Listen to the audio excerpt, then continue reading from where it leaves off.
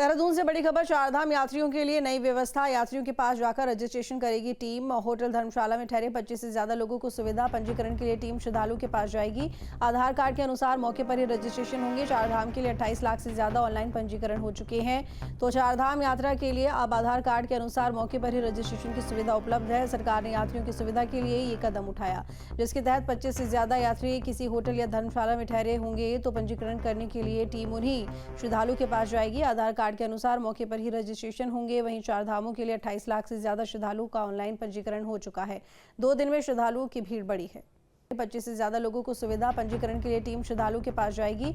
आधार card के अनुसार मौके पर ही रजिस्ट्रेशन होंगे। चारधाम के लिए 28 लाख से ज्यादा ऑनलाइन पंजीकरण हो चुके हैं। तो चारधाम यात्रा के लिए अब आधार कार्ड के अनुसार मौके पर ही रजिस्ट्रेशन की सुविधा उपलब्ध है। सरकार ने यात्रियों की सुविधा के लिए ये कदम उठाया, जिसके तहत 25 से ज्यादा यात्री किसी होटल या धर्मशाला में ठहरे होंगे तो पंजीकरण करने के लिए टीम उन्हीं श्रद्धालु के पास जाएगी। आधार कार्ड के अनुसार मौके पर ही रजिस्ट्रेशन होंगे। वहीं चारधामों के लिए 28 लाख से ज्यादा श्रद्धालुओं का ऑनलाइन पंजीकरण हो चुका है।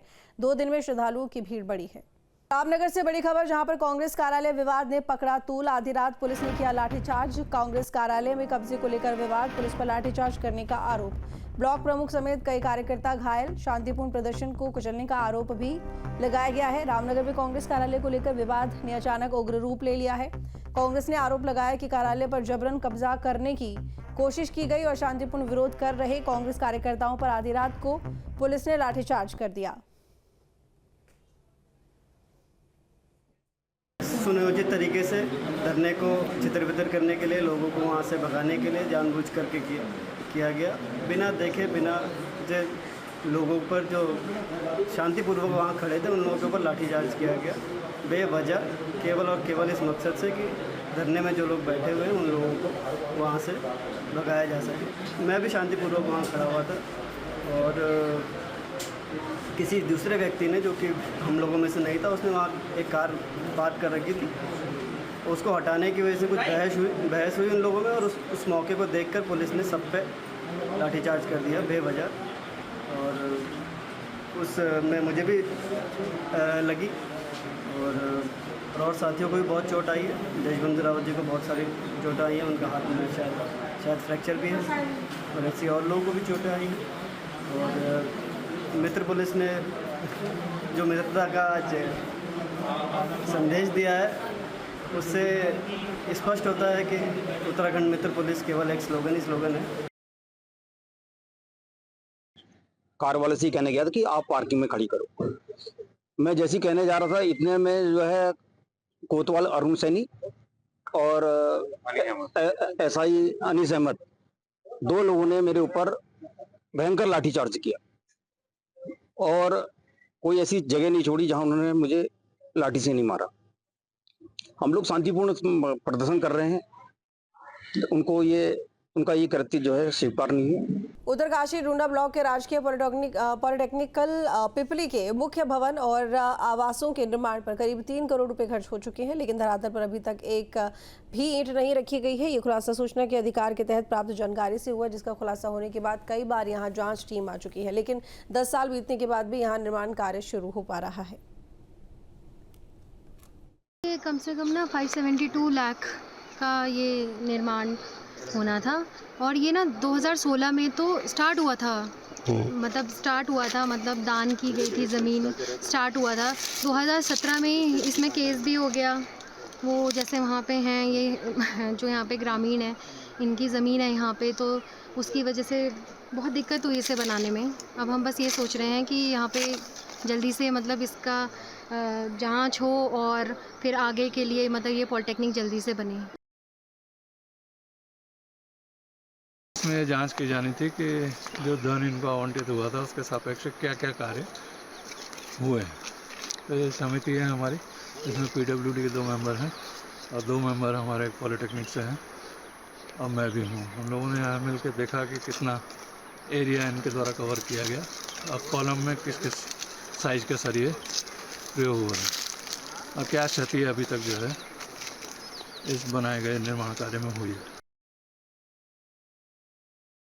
वैसे तो उत्तराखंड में कई योजना भ्रष्टाचार की भेंट चढ़ी, लेकिन उत्तरकाशी जिले का 2015 से मामला यहाँ पे चला आ रहा है, जो पॉलिटेक्निक पिपली और गंवाना के लोगों ने उसमें ज़मीन दान दी थी ताकि उनके बच्चे अच्छे शिक्षा यहाँ पे ग्रहण कर सके और उसके बाद अलग अलग नौकरियों में जा सके। लेकिन मामला कुछ और ही है। हम आपको दिखाते हैं, ये वो ज़मीन है जहाँ पर पॉलिटेक्निक भवन बनना था और वो ज़मीन 2015 से यहाँ पर उसमें निर्माण हुआ। उसके बाद वो यहाँ पर वीरान पड़ी हुई है। कई बार यहाँ पे जांच हो चुकी। यूपी निर्माण निगम इसकी यहाँ पे निर्माण करवा रहा था, लेकिन कई साल बीत गए लेकिन ये बिल्डिंग अभी तक तैयार नहीं हो पाई है। हमारे साथ जो है ग्रामीण हैं यहाँ पे जिन्होंने ज़मीन दान दी थी, उनसे आइए पूछते हैं कि किस तरीके से ये बिल्डिंग यहाँ पे बनी थी और अब क्या स्थिति है, क्यों 2015 से और अब तक 2025 हो गया है, अब तक वो निर्माण नहीं हो पाया है। ये आपको बताना चाहता हूँ कि उत्तराखंड में ब्यूरोक्रेट कितना भ्रष्ट तरीके से काम कर रहा है। ये इसका जीता जाता उदाहरण ये आपके सामने प्रस्तुत है। ये स्कूल 2012 में स्वीकृत हुआ और 2015 में इसको 1.25 करोड़ रुपए अवमुक्त हुआ, लेकिन उसका ये सिर्फ ये प्लिंथ आप देख रहे हैं, सिर्फ ये प्लिंथ बनी और एक ये कच्ची सड़क बनी। उसके बाद इस स्थान पर एक भी ईंट दोबारा नहीं लगी।